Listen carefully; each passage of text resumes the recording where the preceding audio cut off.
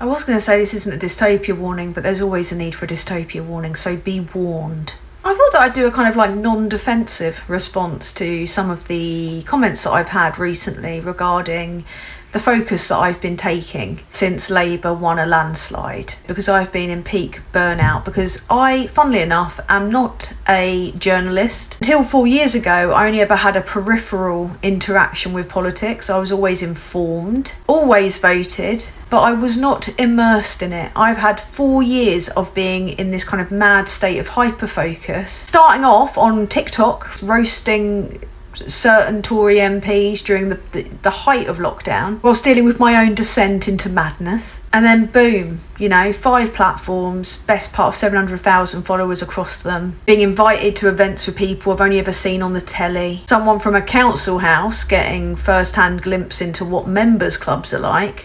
Weird. People will throw the term champagne socialist at you, not realising that you go there, you drink the champagne of the rich people, then you return home to your kind of, rented house in a crime-addled town, feeling like you're in a reverse Notting Hill. It's been a wild roller coaster, and a lot of people that were involved in politics have been just like since Labour won the election. We're all kind of finding our feet. I think a lot of people that have tuned into political channels are like, well, that doesn't really matter anymore. In a way, that is kind of what our intention was, I guess. I mean, my intention with what I was doing was always to first and foremost try and put out the truth that was just not being broadcast regularly because of the immense bias.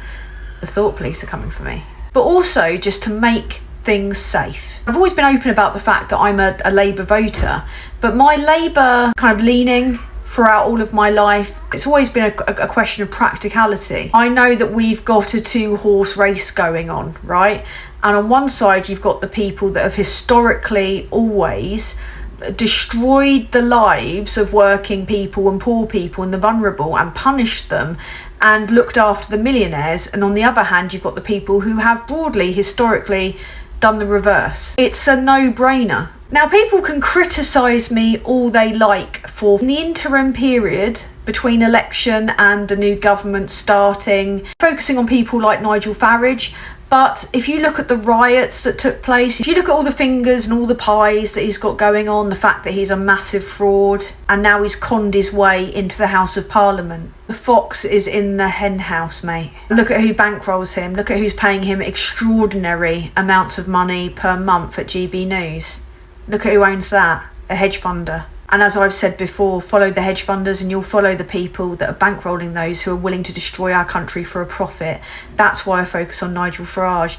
That and the fact that most of the broadcasters and newspapers are uncritically platforming the guy, as they have since before the EU referendum. And I make no apology for using the pretty large platforms that I have to do that. As for Labour, at the moment I'm in this period of waiting and watching to see what they're doing, because they've had 2 months on the job, didn't even have a proper summer recess because the last lot caused race riots. Yeah, people were chanting stop the boats as they were trying to burn down migrant hotels. Farage was putting out tweets where he was just asking questions which were fueling speculation and causing people to want to commit heinous attacks. I'm not a reactionary tosser. I deal with facts, not baseless rhetoric. I mean, of course there are things that Labour are doing that I think is completely wrong. I'll list off a couple for you, shall I? I think that the winter fuel allowance policy is a bad policy. I mean, the over 65s have 9 times the median wealth of the average 30-year-old. Their voting record is what got us 14 years of Tories and Brexit, but hashtag not all OAPs. I think the threshold is too low and it's been clumsily introduced, and I also think they should be focusing on capital gains tax and inheritance tax and taxing the rich until the pipsqueak. You've got this long list of all these millionaires saying, oh, we're leaving Britain. Off you fuck then. If you're not going to pay your tax, don't live here. But ultimately it's a flawed policy.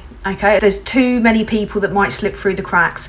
Another area where I think they're taking the wrong approach is immigration. They should take a leaf out of the Scottish book and they should talk up the benefits economically of immigration. That's a big part of why Scotland didn't have race riots. Continuing down the path that the last government went down, who were riddled with Faragitis to their detriment is not just going to fuel and increase division and give some semblance of justification to people that want to be racist, but it's going to cause yet more suffering. I'm going to be focusing in the coming days on a report which is shocking on the mistreatment and cruelty and suffering in detention centres in Britain. People that were left there and detained for way longer than they should have in terrible conditions. It's all a bit Boer War. It's all a bit letting pestilence and despair, just get rid of the people that you see as a burden. We need to change that shit because it is shameful. So Starmer being all cosy with Maloney, no mate. Another area where they're cocking up is press reform to themselves as well, because the unbelievable amounts of bias being shown against this new Labour government is another level. I mean, the false equivalence that they're trying to draw between the new Labour government and the last Conservative government is galling. I spent 4 years watching the Conservative Party, the scandals, the corruption, the thieving of our public money, and if you think that they're in any way on par with each other, you're insane. But he's saying press reform's not a priority. Think you'll find it is, because all the articles that are coming out about the great policies that Labour's introduced, like the Renters' Rights Bill, like the Workers' Rights Bill, like the ending years and years of strikes by paying our public sector workers properly, is all being framed really negatively, and the bias is palpable and people aren't hearing about that. I'm not saying the government should have like a stranglehold on what people can and cannot print. I'm saying end the bias, end the client journalism, and allow more journalists to actually speak without fear and favour, because that's not a situation that we're living in at the moment. Look at what they did to Carol Cadwallader for pointing out what people like Aaron Banks and the Vote Leave campaign were doing. Whereas people are free to peddle propaganda about the right. The reason you're not seeing positive headlines about the Labour policies is because the decisions that Labour are making are unpopular with the ultra-rich, who are happy for us to suffer. And you've got dickheads like Tom Tugendhat on Twitter complaining that there's no productivity checks for NHS staff that are being paid more. Whilst those people were saving lives, you lot were doing Class A's and vomiting up the walls inside number 10 during lockdown. And you didn't have the decency to give them proper PPE either. No, that money, billions of that money, went towards your mate's yachts, didn't it? Still made sure that you paid yourself a yearly increase on your wages though. Where was the productivity contract with the country then? What did we get out of it? Nationwide decline and race riots. Unparalleled crime levels, but nowhere to put any of the criminals. I make no apology for focusing on the biggest threats and the biggest dangers to this country. Because frankly, after the last 4 years, that's all I know how to do. That doesn't mean that I'm going to give Labour a free ride, but on the other hand, if you want to see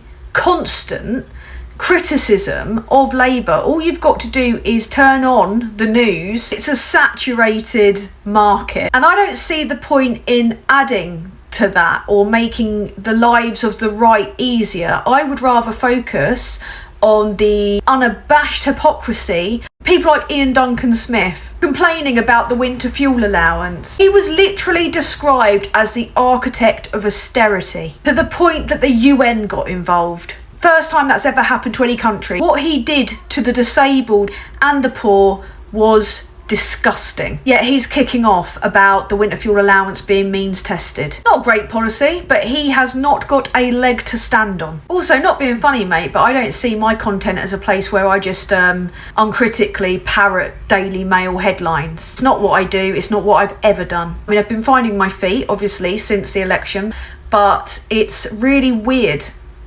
not having day after day, scandal after scandal, crime after crime. Some days under the Conservative Party, there were so many scandals in one day that none of us knew where to begin. And now, naturally, does come a period of asking and demanding what we want from the new government, but we're still, as a campaign group and individuals, trying to figure out how best to approach that. It's not a case of personally not wanting to attack Labour. It's a case of we haven't had enough time to really see if they're standing by their record and their manifesto, because it's been 2 months. If you're writing off any government after 2 months in a really hostile media environment with the far right on the rise, then frankly, you're an idiot.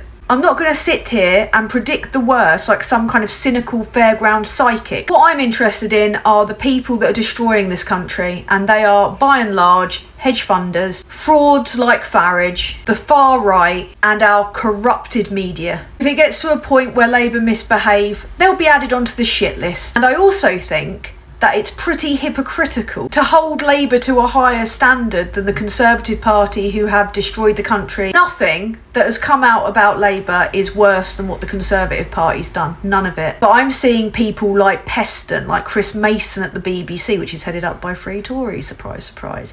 The newspapers laying into Labour for things that they just ignored under the Conservative Party, and that's seeping into the public consciousness, and it's making people really cynical about politics in general. And what happens when people are really cynical about politics in general? Twats like Farage prosper. Disinformation prospers because it creates that they're all the same mentality. I make no apology for offering a grace period to a government that's not only inherited what they have, which is abject hell on every conceivable level. I mean, that's not even hyperbole. Every single institution and system in this country is fucked. Economically, broken. On the global stage, a laughingstock thanks to those good old patriots, Farage and the Conservative Party, both of which have shown shocking, shameless levels of hypocrisy since Labour won the election, both of which have contributed to division to the extent that it tipped over into nationwide disorder. I think it's really important to keep an eye on them because they're not going away. And why aren't they going away? That's why. Power leads to money. Money is their motivation, not us. So yeah, now's the time where we sit back and we see what Labour are doing. And them doing the right thing is vital now more than ever. The press are going to shit on them either way, so why not be really bold and really progressive? Because continuing down the same old road is not just going to lose them an election, but it's going to continue the decline of Britain. And as someone who is a real fucking patriot, that is not what I want. So yeah, thank you for coming to my TED Talk.